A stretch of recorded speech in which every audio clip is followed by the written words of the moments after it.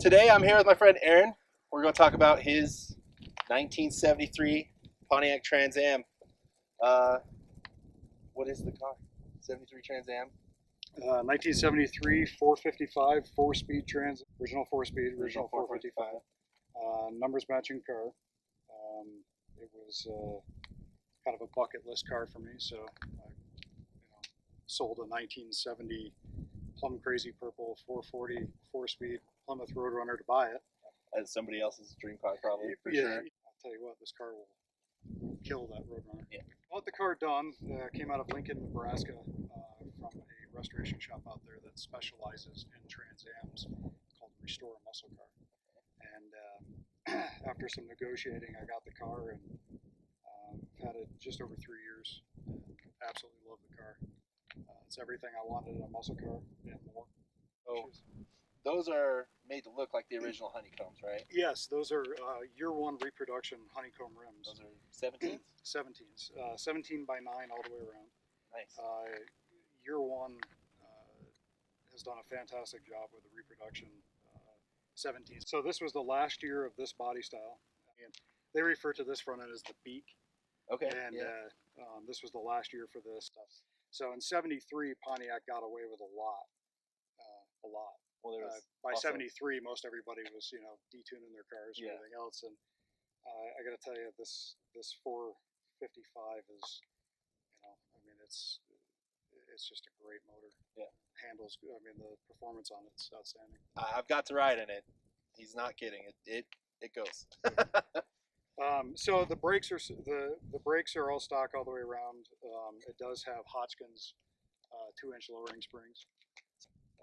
The body lines, everything. The car just needs to be low. Yeah, it does. So which is funny. The Trans Am was named after the Trans American Racing Series. Yeah. But the Trans Am never did anything in the Trans Am. Yeah, it was Camaros, right? No, actually, it was. In 1970, the Mustang won. 71, the AMC Javelin won. And 69, the Camaro won. So it was kind of a mix of all different manufacturers. But the Trans Am, Pontiac had to pay SCCA so much money for every Trans Am that was sold for using the name.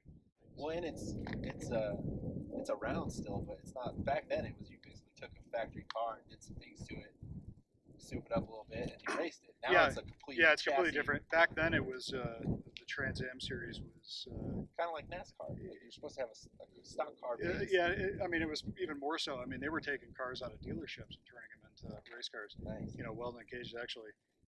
What are your future plans with this car? To protect it and make sure no one ever hurts it. There needs to be more people doing that, actually.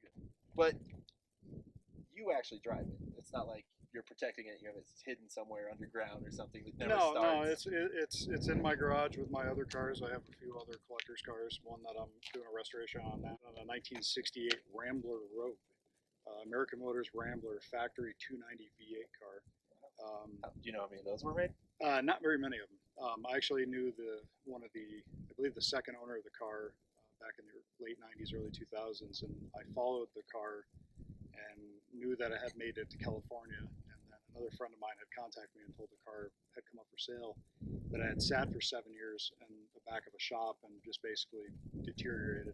So I got the car and I'm doing a restoration on it now. That's kind of a bucket list car for me. Yeah. I grew up an AMC guy. My father has MXs and Javelins and stuff. And my dad actually has a vintage Trans Am Javelin, so he's. It was actually raced. It's actually an exact replica of the original car. The car is absolutely outstanding. Yeah. What else do you have? I have a 1964 Volkswagen Beetle. Is that the hardtop?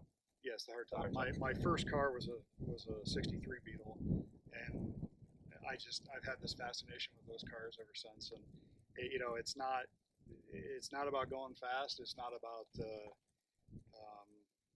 performance in any way. I mean, you can make some serious performance out of the Volkswagen. Smiles per mile. Yeah, exactly. But it's all about the look. It's kind of a lifestyle with the Volkswagens, and I've met some really great people when it comes to Volkswagen. I've got that. I built my wife a '79 convertible Beetle. My wife was never into cars, hated cars, wanted nothing to do with them, but she married me, so there was no choice. But Did you hear that, Ree? Just wanted to point that part out. So I did that's for my girlfriend. Just so we're sure. I did a restoration on a '79 convertible. It was a one-owner car.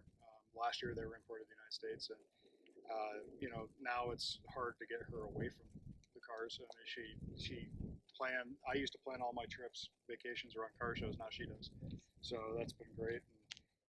And I never thought I would own an old muscle car that I liked everything about it. And this is it. This is the car I like everything about. And, I actually had an opportunity to buy another car that was a bucket list car for me, and I would have had to have sold this.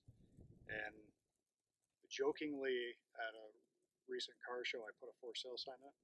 It sat in the front window for about 30 seconds, so I took it out because I just couldn't do it.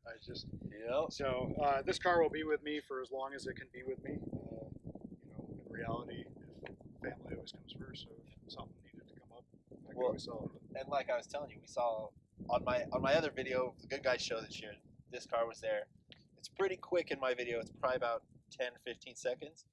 But my father and I spent a good 5 minutes walking around this car. And if you've ever been to a Good Guys show, that's saying a lot.